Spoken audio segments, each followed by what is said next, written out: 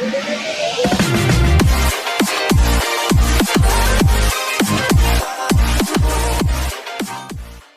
Hello प्यारे 9th के बच्चों, देखो आज से एक न्यू चैप्टर स्टार्ट हो रहा है। तो पुराना जो भी हुआ उसे या तो आप देख लो, नहीं तो आप नए सिरे से स्टार्ट करो। आज एक नई जर्नी स्टार्ट करो। धीरे धीरे आपके स्कूल का वर्क कम हो रहा है, तो अब क्या करना है आपको कि सेकेंड चैप्टर से, जो साइंस का सेकेंड चैप्टर है, वहाँ से हम स्टार्ट करेंगे और आराम आराम से समझते रहना कि क्या होता है इस चैप्टर के अंदर।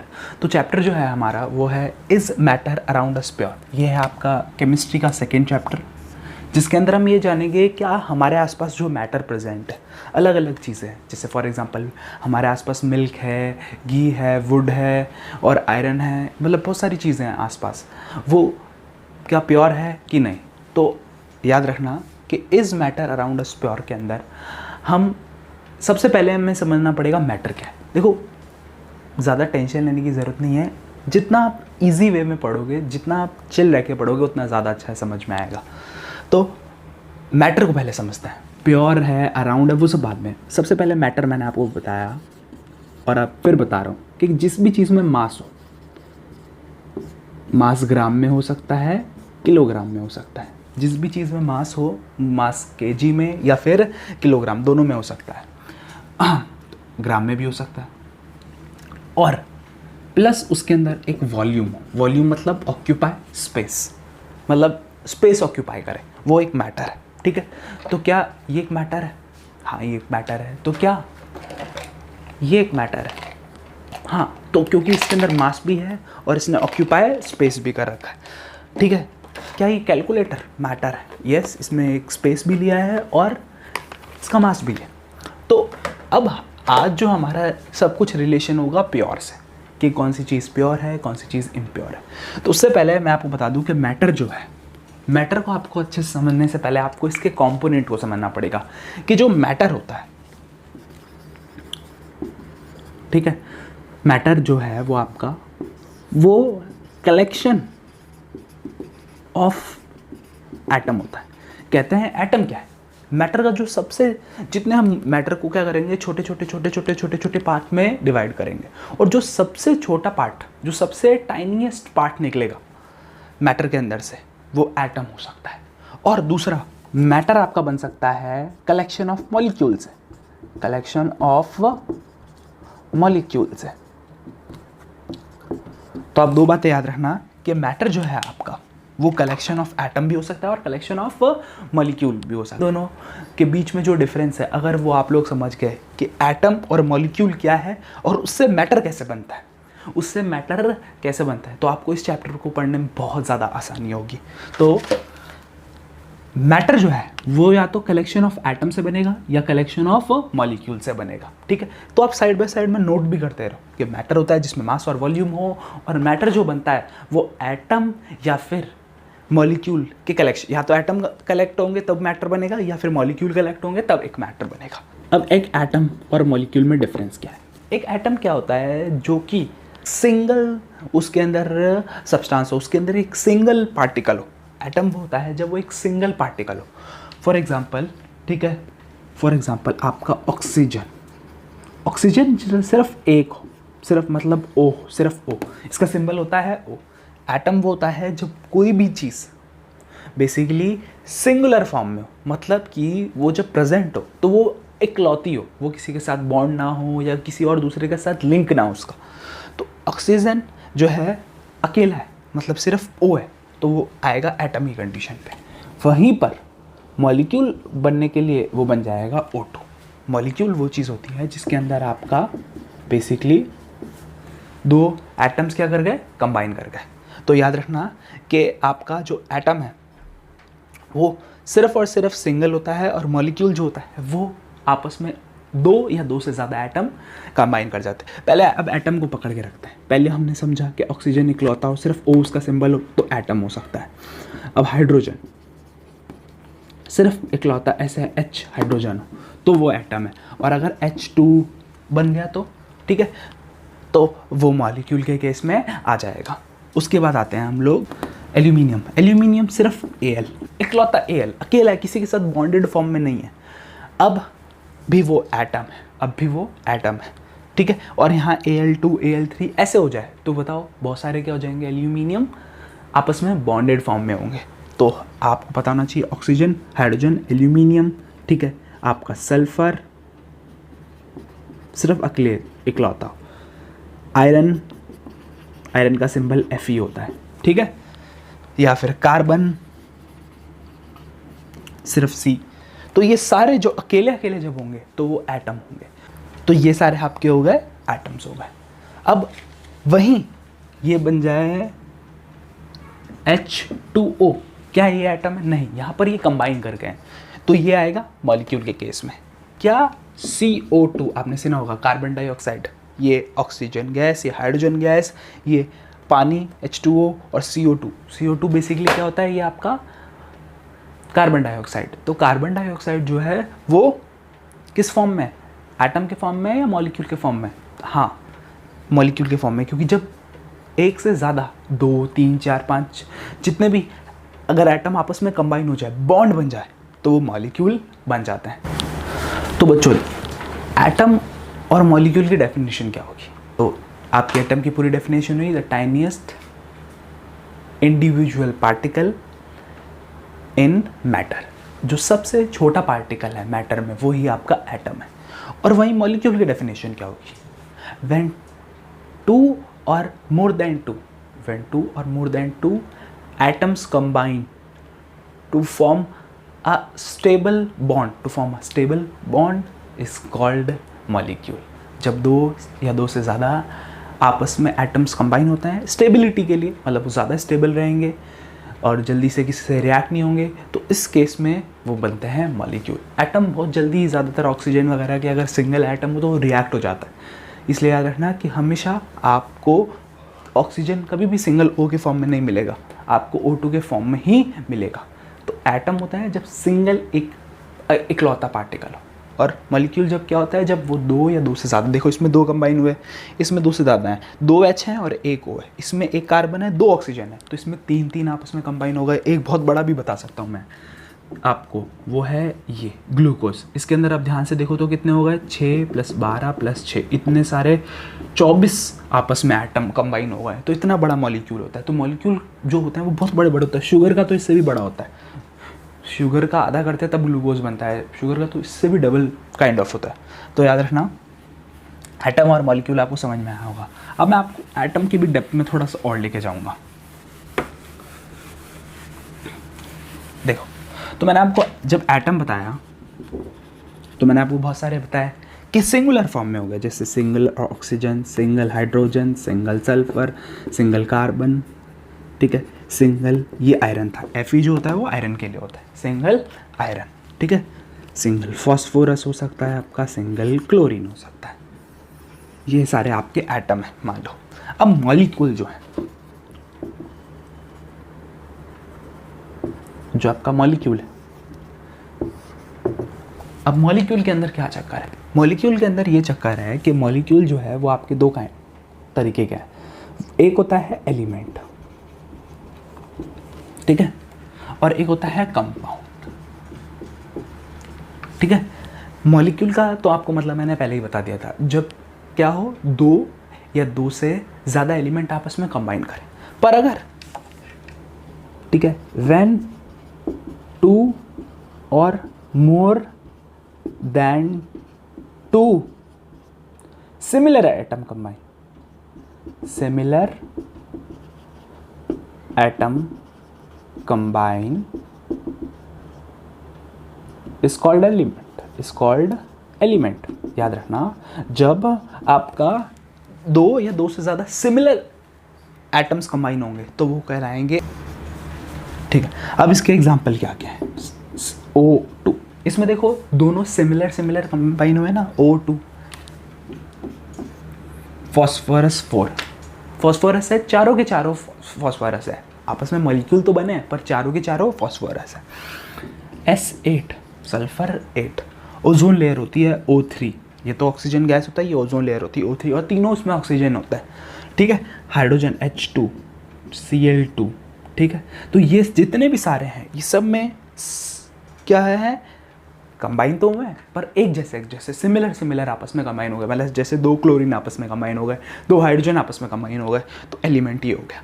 तो कंपाउंड क्या है? अब कंपाउंड को समझने के लिए आपको ये समझना पड़ेगा कि जो कंपाउंड है वो आपका होता है व्हेन 2 और more then 2 dissimilar atom combine या बॉन्ड आपस में बॉन्ड बनाए वो। तो कंपाउंड ये होता है जब वो आपस डिसिमिलर एटम कंबाइन होता है। फॉर एग्जांपल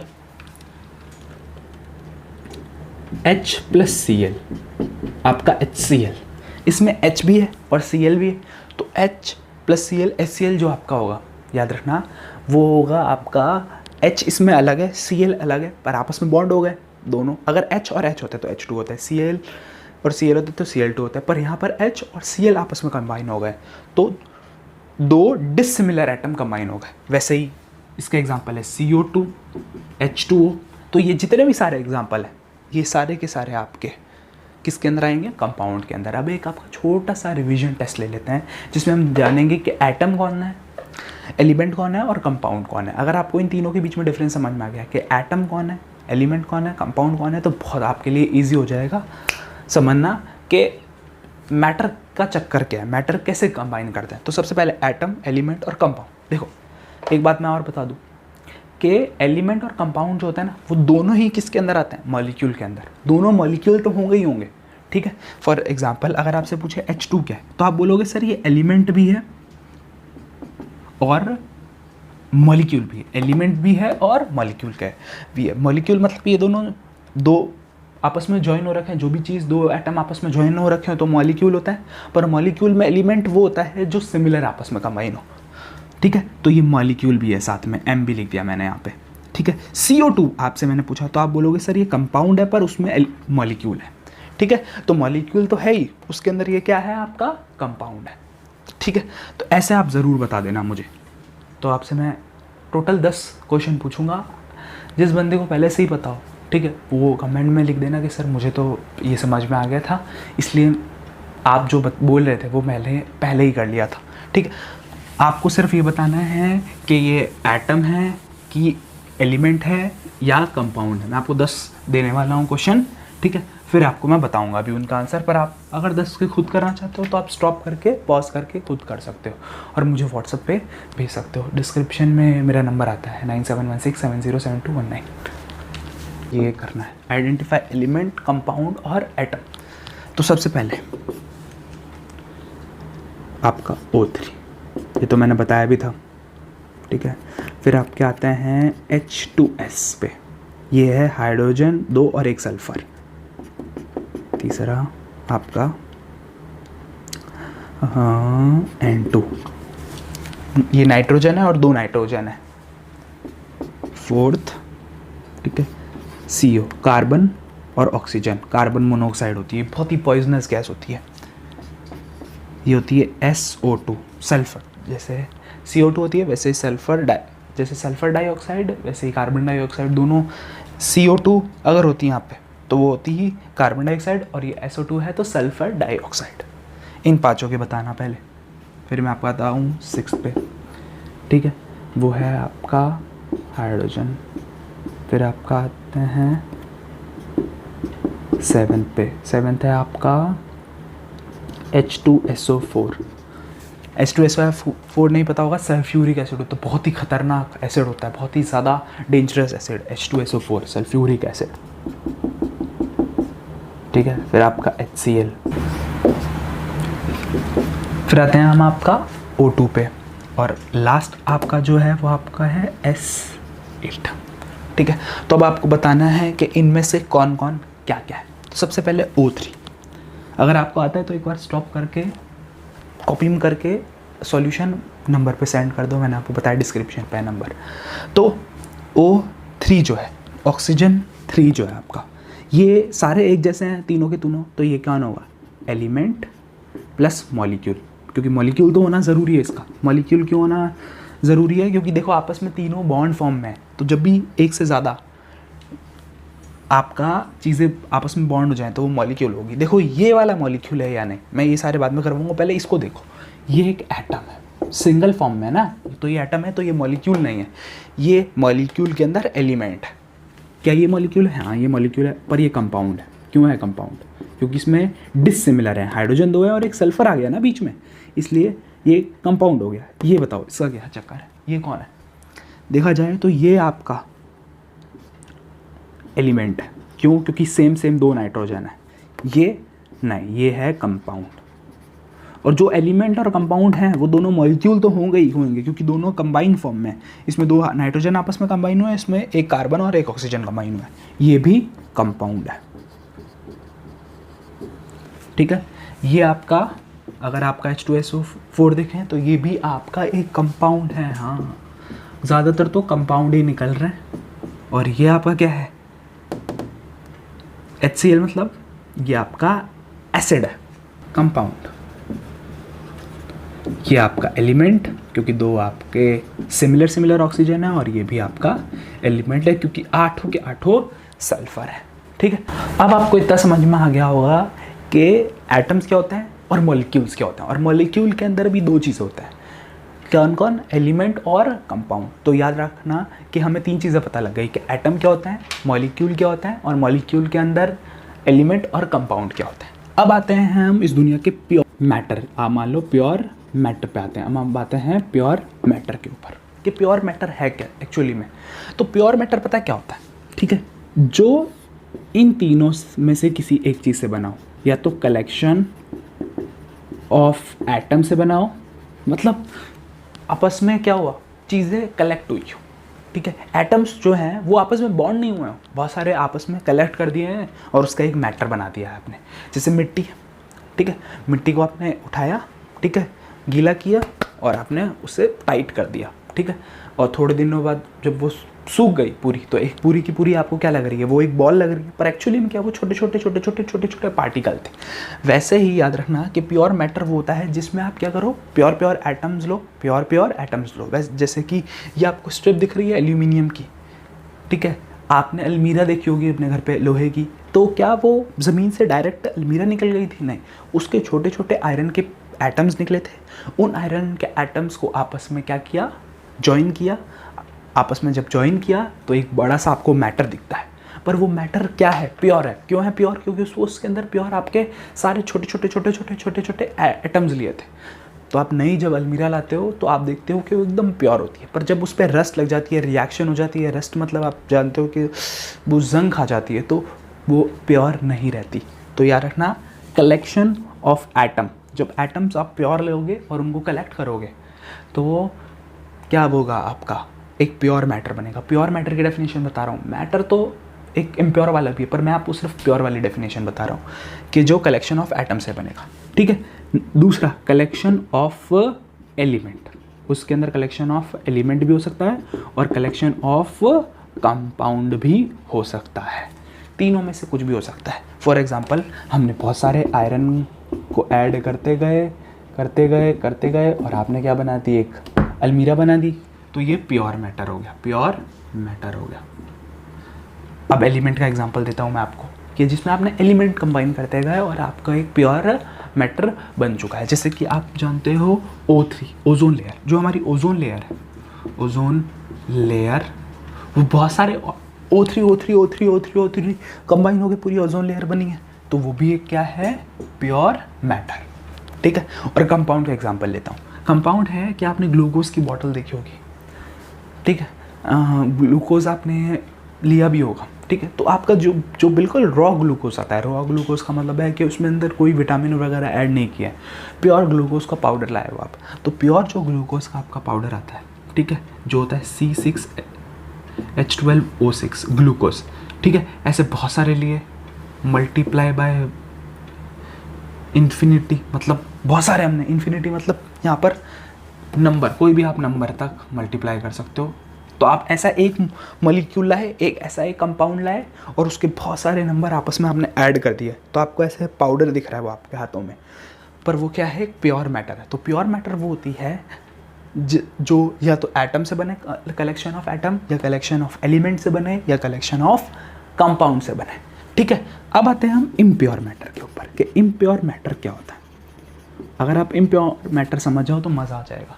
इम्प्योर मैटर वो होता है कि जिसके अंदर आपने इसमें भी कलेक्शन ऑफ कंपाउंड होता है पर डिफरेंट कंपाउंड,